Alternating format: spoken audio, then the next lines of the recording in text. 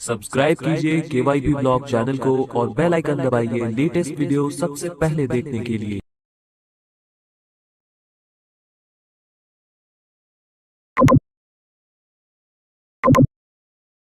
एक business model में 5 activities होती हैं। 1 कैपिटल, 2 कैश, 3 प्रोडक्ट्स और सर्विसेज, 4 सेल्स, 5 इन्वेस्टमेंट्स पे रिटर्न्स।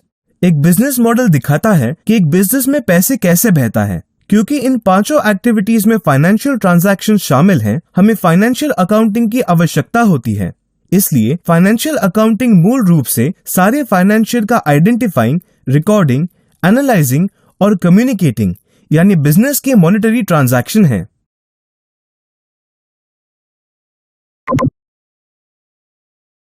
चलिए एक बिजनेस मॉडल की 5 एक्टिविटीज को समझते हैं। 1 कैपिटल। कैपिटल का कंट्रीब्यूशन ओनर्स और शेयर होल्डर्स और फाइनेंशियल इंस्टीट्यूशंस द्वारा नकद के रूप में किया जाता है।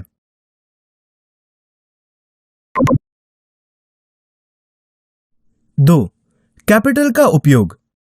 जो कैपिटल कंपनी को कैश के रूप में प्राप्त होती है उसे 2 तरीकों से उपयोग किया जाता है। ए फिक्स्ड और लॉन्ग टर्म एसेट्स जैसे मशीनरी, इक्विपमेंट, बिल्डिंग और प्रेमाइसेस खरीदना।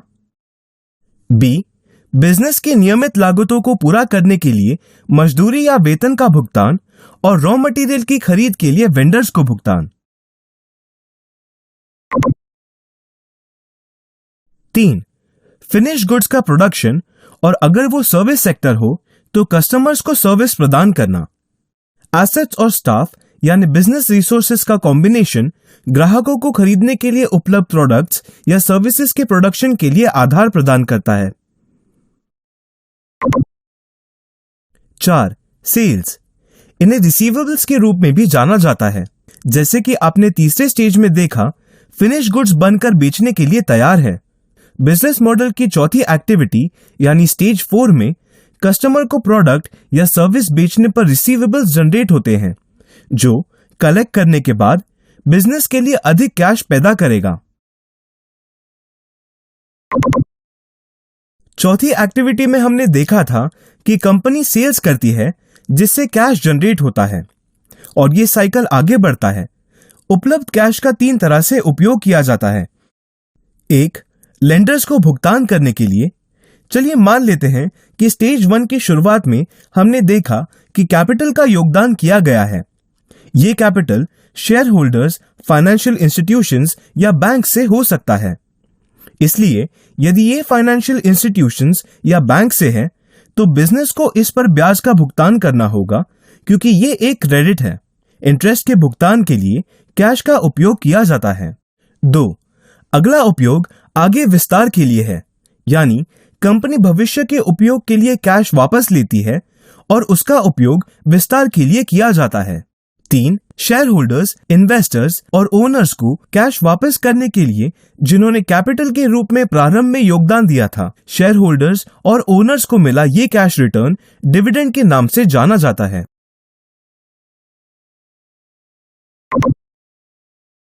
हमने बिजनेस मॉडल की 5 एक्टिविटीज देखी जिससे यह पता चलता है कि किसी बिजनेस या बिजनेस मॉडल के लिए कैश एफिशिएंटली और इफेक्टिवली मैनेज करना बहुत जरूरी होता है और वो तभी मुमकिन है जब हमारे बिजनेस में एक प्रॉपर अकाउंटिंग सिस्टम हो। नीचे दिया गया मॉडल दिखाता है कि एक बिजनेस के आसपास पैसा कैसे बहता है और अकाउंटिंग का बेसिस प्रदान करता है जो बिजनेस में फाइनेंशियल एक्टिविटी यानी कलेक्टिंग, रिकॉर्डिंग, एनालाइजिंग और कम्युनिकेटिंग होते हैं।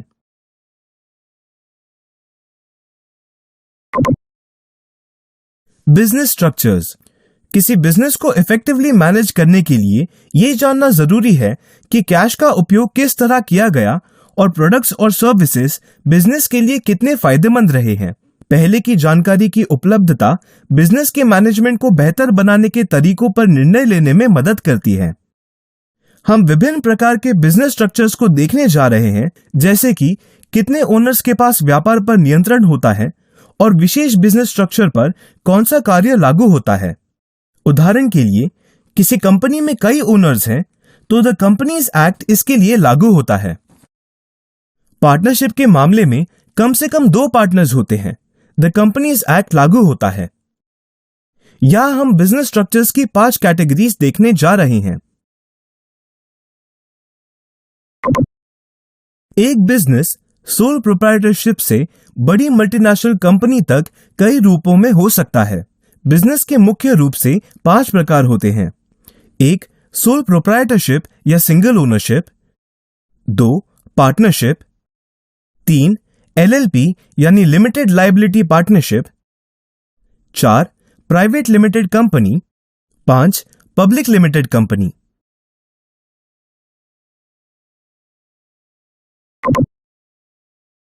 आइए बिजनेस स्ट्रक्चर्स की सभी 5 श्रेणियों की संकल्पनाओं को एक एक करके समझें। 1. सोल प्रोप्राइटरशिप, कोई भी जो अकेले बिजनेस खड़ा करता है और इसे चलाने का रिस्क और रिवॉर्ड लेता है और जो कर्मचारियों को नियुक्त भी कर सकता है। सोल का मतलब अकेला है। एक सिंगल ओनर सभी रिस्क और रिवॉर्ड लेता है।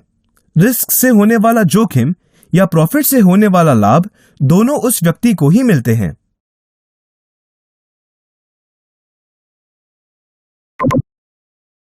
2. पार्टनरशिप, 2 या ज्यादा लोग जब एक बिजनेस स्थापित करते हैं। पार्टनर्स की बिजनेस में जॉइंट ओनरशिप होती है और बिजनेस से मिलने वाला रिस्क और रिवॉर्ड सारे पार्टनर में बराबर होता है। सोल प्रोप्राइटरशिप की तरह पार्टनर्स भी कर्मचारियों की नियुक्ति कर सकते हैं। भारत में बिजनेस में पार्टनरशिप इंडियन पार्टनरशिप एक्ट 1932 के द्वारा शासित किया जाता है।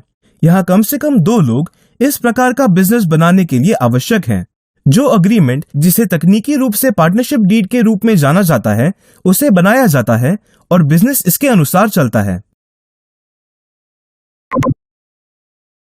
3.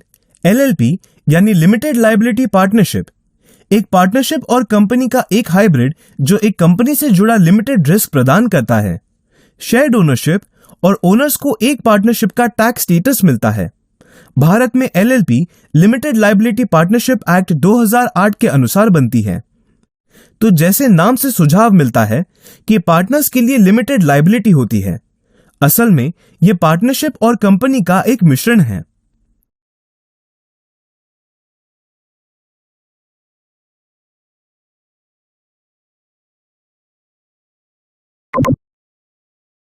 चार, प्राइवेट लिमिटेड कंपनी, आमतौर पर एक छोटी ऑर्गेनाइजेशन जो शेयर्स के रूप में कुछ प्राइवेट इन्वेस्टर्स से अपना धन प्राप्त करते हैं।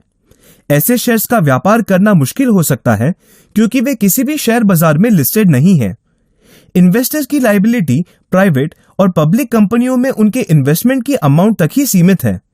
इस प्रकार का बिजनेस भारत में कंपनीज एक्ट के अनुसार किया जाता है। जैसे कि नाम से पता चलता है कि एक प्राइवेट लिमिटेड कंपनी निजी तौर पर आयोजित की जाती है और वहां कुछ इन्वेस्टर्स हैं जो कैपिटल की ओर निवेश का योगदान करते हैं। यहां लाभ मेंबर्स या इन्वेस्टर्स के लिए लिमिटेड लायबिलिटी है, लेकिन कुछ सीमाएं भी हैं। उदाहरण के लिए, इस तरह की कंपनियों के शेयर्स स्टॉक मार्केट पर नॉन ट्रेडेबल होते हैं।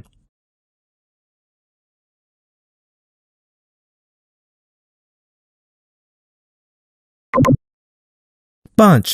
पब्लिक लिमिटेड कंपनी, ये एक बड़ी ऑर्गेनाइजेशन है जो आमतौर पर स्टॉक एक्सचेंज पर लिस्टेड होती है। इसके साइज के कारण इसे काफी ज्यादा इन्वेस्टमेंट की जरूरत हो सकती है और बड़ी संख्या में इन्वेस्टर्स से इन्वेस्टमेंट आकर्षित करने की भी आवश्यकता हो सकती है। ये एक प्राइवेट लिमिटेड कंपनी के समान है। ऐसी कंपनियों को कंपनीज एक्ट के दायरे में काम करना होता है। इन्वेस्टर्स, शेयर होल्डर्स या मेंबर्स की संख्या हजारों, लाखों और करोड़ों जितनी बड़ी हो सकती है। पब्लिक लिमिटेड कंपनीज को स्टॉक एक्सचेंज पर लिस्ट किया जाता है और इसके कारण उनके शेयर्स फ्रीली ट्रांसफरेबल होते हैं।